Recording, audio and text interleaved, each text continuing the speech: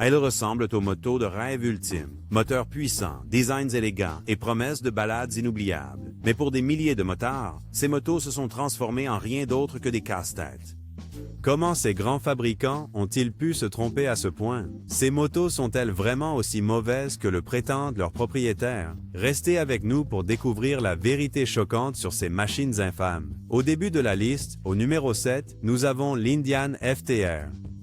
L'Indian FTR fait éruption sur la scène avec un style agressif inspiré des courses sur piste plate qui attire les regards partout où elle passe. Sous cet extérieur éblouissant se trouve un moteur V-twin absolument monstrueux de 1177 cm3, délivrant environ 120 chevaux et 85 livres-pieds de couple. Ce sont des chiffres impressionnants qui promettent des performances exaltantes. Les supports marketing montrent le FTR glissant sur des pistes de terre et dévalant des routes ouvertes avec un style décontracté. Mais c'est là que le rêve commence à s'estomper pour de nombreux propriétaires.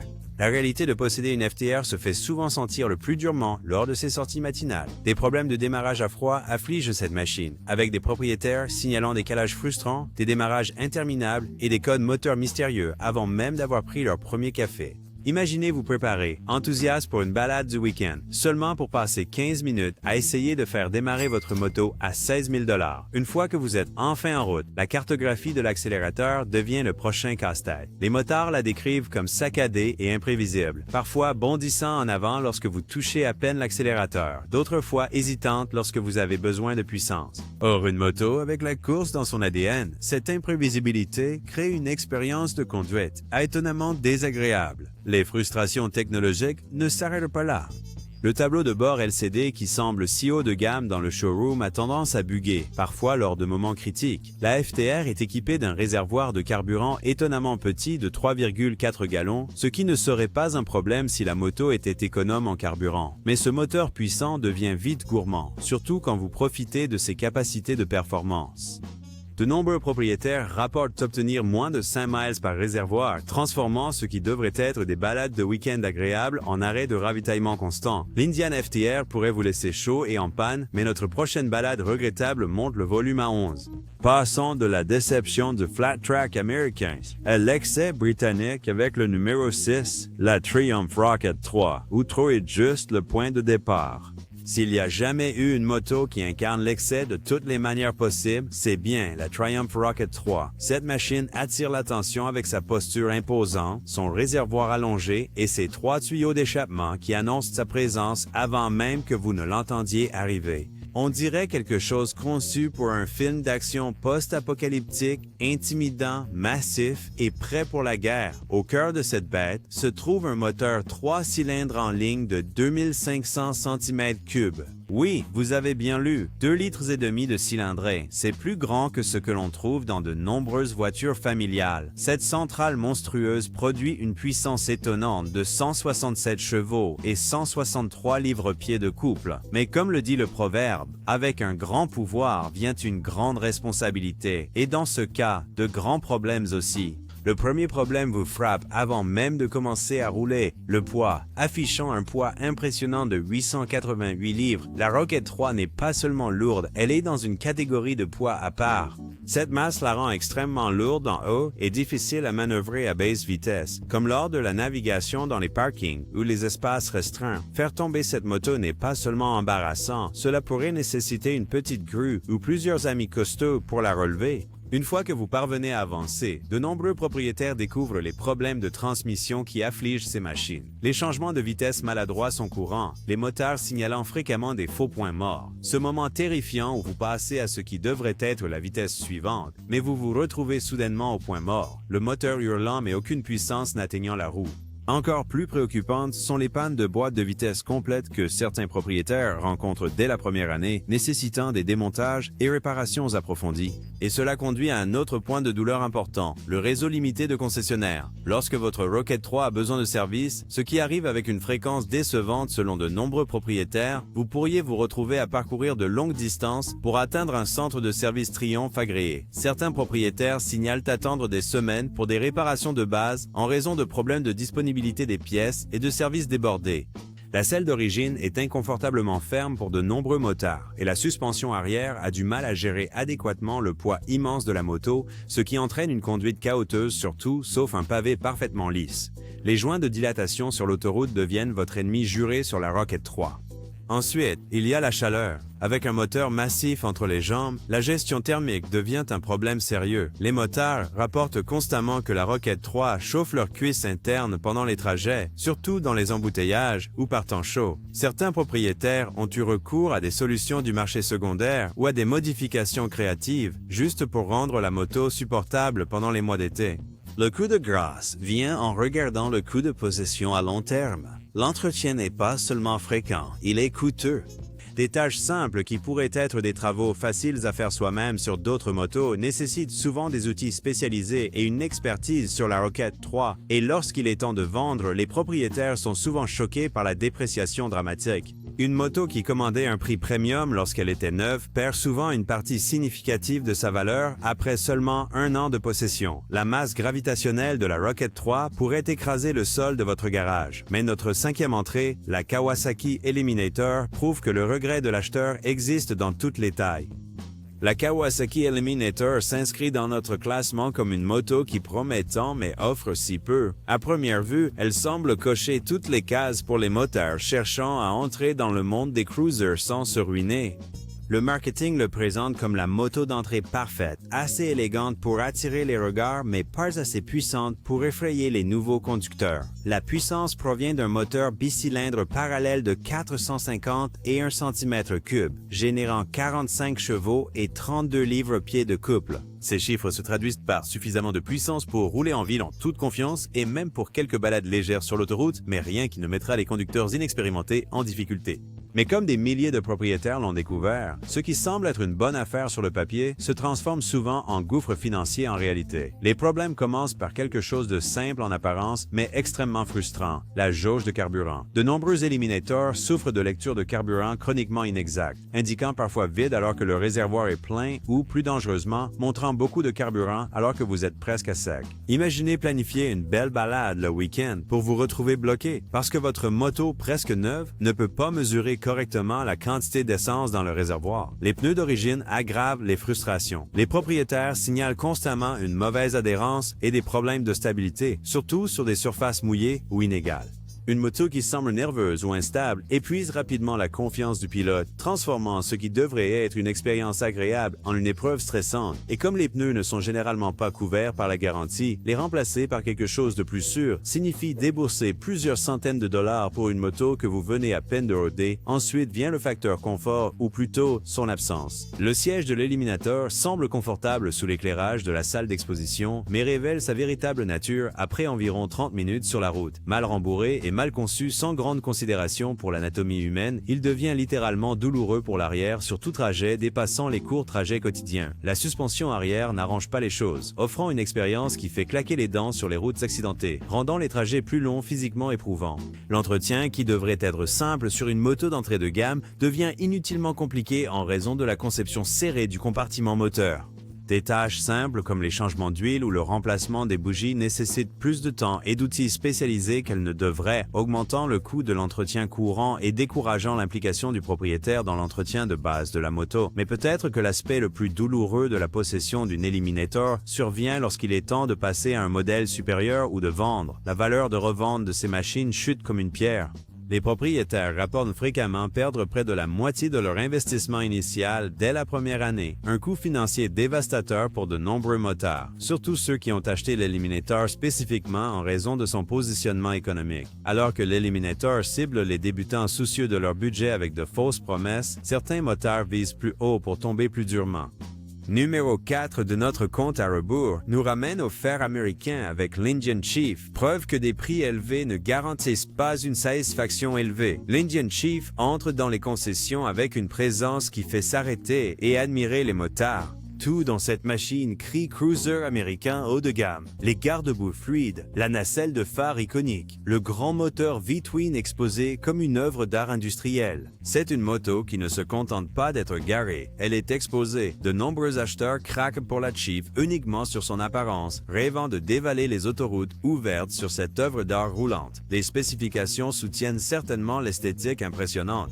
La Chief est équipée d'un énorme moteur V-twin de 1811 cm3, produisant environ 120 chevaux et un couple de 126 livres-pieds. Ces chiffres se traduisent par une puissance de croisière sans effort et le type de couple à bas régime que les amateurs de cruiser recherchent. Ajoutez les touches modernes comme l'éclairage LED, les modes de conduite disponibles et le système d'infodivertissement Ride Command impressionnant, et vous obtenez ce qui semble être le mélange parfait de style classique et de technologie moderne. Mais pour de nombreux propriétaires de Chief, la lune de miel se termine brusquement lorsque la réalité de la possession s'installe. Peut-être que la plainte la plus fréquente concerne l'électronique, en particulier le système de commande de conduite tant vanté. Ce qui semble élégant et sophistiqué dans la salle d'exposition devient souvent une source de frustration sans fin sur la route. Les propriétaires signalent des gels fréquents, des dysfonctionnements et des pannes totales du système. La gestion de la chaleur présente un autre problème important qui détériore rapidement l'expérience de possession. Ce magnifique et massif moteur V-twin génère une chaleur énorme dans le trafic en accordéon, transformant effectivement la position du conducteur en sauna mobile. Vos cuisses cuisent tandis que le ventilateur de refroidissement rugit à un volume qui noie la conversation au feu rouge. En été, les moteurs rapportent d'être physiquement inconfortables au point d'éviter de rouler complètement. Pas vraiment ce que vous attendez de votre investissement dans une moto de croisière haut de gamme. Pour une moto au prix élevé, les propriétaires sont souvent choqués par les problèmes de finition qui apparaissent dans les mois suivant l'achat. Des défauts de peinture apparaissent mystérieusement, le chrome commence à se piquer prématurément et les fixations se desserrent avec une régularité frustrante. Ces problèmes seraient décevants sur une moto d'entrée de gamme, mais deviennent particulièrement exaspérants lorsque vous avez payé le prix fort pour ce qui est présenté comme une expérience haut de gamme. Peut-être le plus douloureux est de voir la valeur de votre possession précieuse chuter lorsque de nouveaux modèles sortent. Le calendrier de mise à jour agressif d'Indian signifie que le Chief de l'année dernière devient rapidement obsolète, faisant chuter fortement les valeurs de revente. Les propriétaires qui ont dépensé pour des options de peinture premium et des accessoires trouvent ces investissements particulièrement difficiles à récupérer, perdant parfois des milliers de dollars en dépréciation avant même d'avoir remboursé leur prêt. Le Chief peut décevoir avec ses problèmes à l'ancienne enveloppé dans un prix moderne, mais au moins il sait ce qu'il est. Pour le numéro 3, nous assistons à la crise d'identité de Harley-Davidson incarnée dans le métal. La Sportster S tente de réinventer une icône mais réinvente plutôt le regret de l'acheteur. La Harley-Davidson Sportster S a fait irruption sur la scène comme la déclaration audacieuse de la marque qu'elle pouvait se réinventer pour une nouvelle génération. Avec son profil bas, sa posture agressive et son approche axée sur la technologie, il représente la tentative de Harley de combler le fossé entre leur héritage et l'expérience de conduite moderne.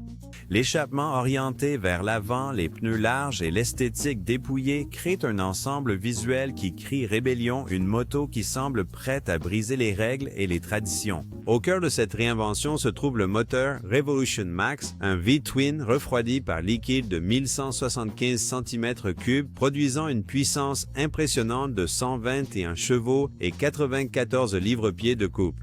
Ces chiffres représentent un écart significatif par rapport aux performances traditionnelles du Sportster, promettant une accélération sérieuse et le type de puissance en milieu de gamme qui rend les dépassements sur autoroute faciles.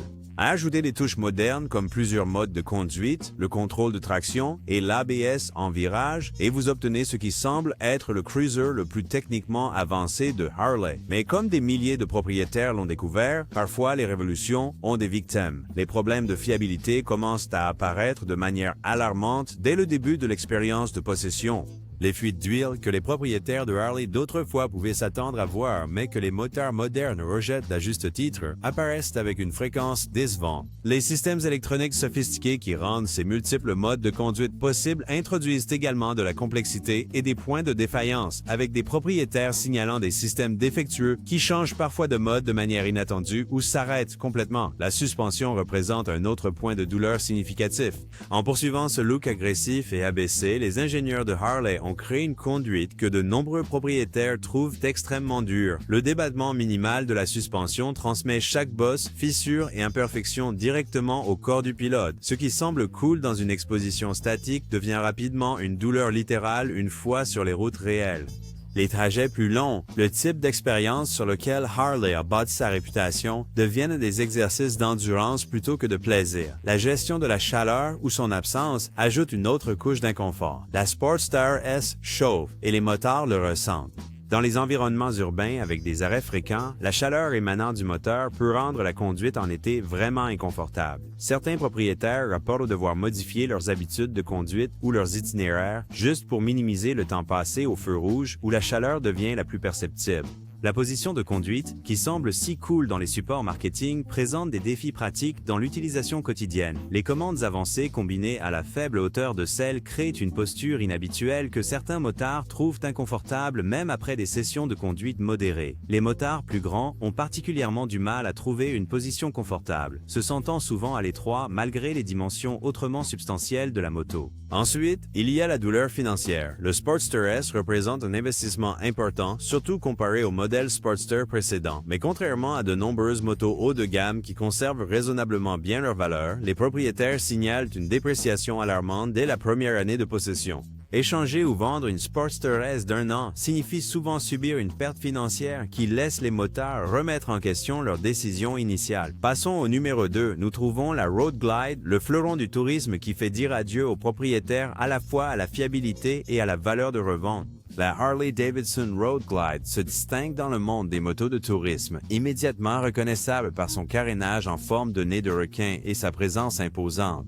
C'est la moto qui promet des aventures à travers le pays, des kilomètres d'autoroute sans effort et l'expérience de tourisme américaine par excellence. Lorsque les acheteurs potentiels entrent dans les concessions, ils se voient parcourir les parcs nationaux, sillonner les routes de canyon et accumuler des kilomètres riches en souvenirs. Alimentant ses rêves de tourisme, on trouve le moteur Milwaukee 814 de Harley, un colosse bicylindre en V de 1868 cm3 produisant 93 chevaux et un couple substantiel de 123 livres-pieds. Cette centrale est conçue pour offrir une croisière détendue à des vitesses d'autoroute, tout en maintenant suffisamment de puissance de réserve pour des dépassements en toute confiance et des trajets à deux avec bagages complets. Les spécifications suggèrent une moto conçue pour les longs trajets, à la fois littéralement et figurativement. Pourtant, les concessions offrent de plus en plus de réductions de prix substantielles sur les Road Glides, non par générosité, mais par nécessité. Ils ont du mal à les faire sortir de la salle d'exposition. Et lorsqu'ils se vendent, beaucoup reviennent étonnamment vite avec des propriétaires cherchant à échanger pour autre chose. Les problèmes commencent avec ce qui devrait être une fonction de base de la moto, l'embrayage. Le système d'embrayage hydraulique du Road Glide s'avère problématique pour de nombreux motards avec une traction rigide qui devient véritablement fatigante en milieu urbain avec des arrêts fréquents. Pour une moto conçue pour être conduite pendant des heures, avoir la main gauche qui se crispe après seulement 1 heure dans la circulation urbaine crée une mauvaise expérience utilisateur. Certains motards signalent développer une véritable douleur à cause de l'utilisation prolongée de l'embrayage. Pas vraiment ce à quoi on s'attend d'une machine de tourisme haut de gamme. Ensuite, il y a le bug étrange du mode transport qui laisse les motards bloqués et frustrés. Ce problème électronique fait que les motos entrent de manière inattendue en mode diagnostic, les immobilisant jusqu'à ce qu'un concessionnaire puisse effectuer une réinitialisation. Imaginez planifier une escapade de week-end pour découvrir que votre moto a décidé qu'elle est transportée, pas conduite, et qu'un concessionnaire agréé est le seul à pouvoir la réveiller. Les problèmes de suspension ajoutent littéralement l'insulte à l'injure. Les propriétaires signalent fréquemment des bruits de grincement provenant des composants de la suspension, créant une bande sonore embarrassante pour une moto autrement prestigieuse. Bien que Harley règle parfois cela sous garantie, les moteurs hors période de garantie font face à des factures de réparation approchant 2000 $, une dépense douloureuse pour ce qui devrait être une fonction de base de toute moto. Pour les moteurs qui choisissent la Road Glide pour ses capacités d'infodivertissement, la déception suit souvent. Le système s'avère moins intuitif que les interfaces de smartphone auxquelles les motards sont habitués, avec des structures de menus complexes et des bugs occasionnels qui distraient de l'expérience de conduite plutôt que de l'améliorer. Peut-être le plus révélateur est l'histoire de la dépréciation.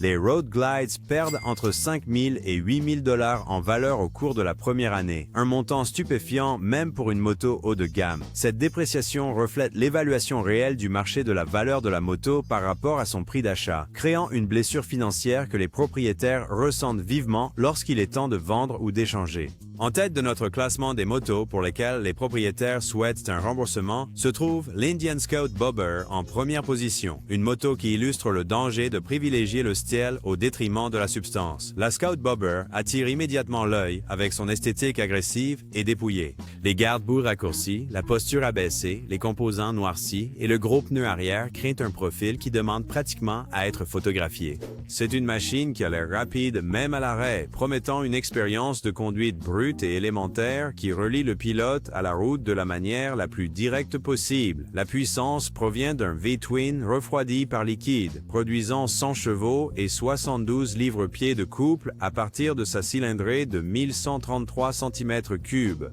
Ces chiffres suggèrent des performances dynamiques enveloppées dans ce package Bobber qui attire l'œil. La moto commence à un prix qui, bien que pas bon marché, semble raisonnable pour le style et les performances offertes, justifiable comme un investissement à la fois dans le transport et l'image personnelle. Mais la Scout Bobber démontre pourquoi les motos doivent être plus que des accessoires pour Instagram. La plainte la plus universelle concerne la suspension, spécifiquement la configuration de l'amortisseur arrière avec ses 2 pouces de débattement minuscules. Ce n'est pas seulement une question de confort. C'est un compromis de conception fondamentale qui transforme les imperfections ordinaires de la route en impacts violents qui se transmettent directement à la colonne vertébrale du pilote. Franchir une petite bosse à la vitesse de l'autoroute et les pilotes décrivent la sensation comme similaire à une chute dans les escaliers. Un choc brusque et inattendu qui peut réellement vous éjecter de la selle. La douleur devient littérale pour de nombreux propriétaires. Les motards de plus de 40 ans rapportent fréquemment développer de véritables douleurs dorsales, des engourdissements dans les extrémités et renoncer à des sorties prévues simplement parce que l'inconfort physique l'emporte sur le plaisir d'être sur 2 roues. Une moto qui vous pousse à rouler moins va à l'encontre de son propre but. Ensuite, il y a la selle, un coussin mince et plat qui semble conçu davantage pour l'apparence que l'anatomie humaine. Après environ 30 minutes en selle, le rembourrage inadéquat se fait sentir par un inconfort croissant. Après 1 heure, de nombreux moteurs signalent devoir s'arrêter, non pas à cause de l'autonomie en carburant ou de la fatigue, mais simplement parce qu'ils ne peuvent plus tolérer de s'asseoir sur ce qui ressemble à une planche de bois. L'ergonomie aggrave ces problèmes de confort. La combinaison de commandes avancées, de guidon bas et de profil agressif du Scout Bobber crée une position de conduite qui a l'air cool en photo mais s'avère physiquement exigeante dans la réalité. La posture accroupie force une position vertébrale non naturelle tout en plaçant le poids sur des zones du corps non conçues pour une pression soutenue. Ajoute de la frustration pratique à l'inconfort physique. Le petit réservoir de 3,3 gallons limite l'autonomie à entre 120 et 130 miles par plein, transformant ce qui devrait être des excursions d'une journée agréable en exercice logistique centré sur les arrêts de ravitaillement. Rien ne perturbe la liberté de la route ouverte autant que l'anxiété constante liée au carburant. Bien que toutes les motos se déprécient, la valeur du Scout Bobber chute particulièrement fortement. De nombreux propriétaires rapportent une perte de 30 à 40% de leur investissement dès la première année, un coût financier qui ajoute une douleur fiscale à l'inconfort physique. Cette dépréciation reflète probablement la reconnaissance par le marché que de nombreux Bobbers sont mis en vente précisément parce que les propriétaires ne peuvent pas tolérer l'expérience de conduite, créant ainsi un marché d'acheteurs pour les modèles d'occasion. Le Scout Bobber illustre parfaitement le danger de choisir la forme plutôt que la fonction. Son attrait visuel indéniable masque des compromis de conception fondamentaux qui sapent l'expérience de conduite réelle. C'est une moto qui a l'air robuste, mais qui offre une expérience de conduite que beaucoup décrivent comme une véritable punition physique, prouvant qu'aucune quantité de style ne peut compenser les bases comme le confort et la maniabilité. Avez-vous possédé l'une de ces motos? Votre expérience correspond-elle à ce que nous avons couvert, ou avez-vous eu une opinion complètement différente? Faites-le nous savoir dans les commentaires ci-dessous. Merci d'avoir regardé jusqu'à la fin. Si vous avez trouvé cela utile, veuillez appuyer sur le bouton « J'aime ». Abonnez-vous pour plus de contenu sur les motos et nous vous verrons dans la prochaine vidéo.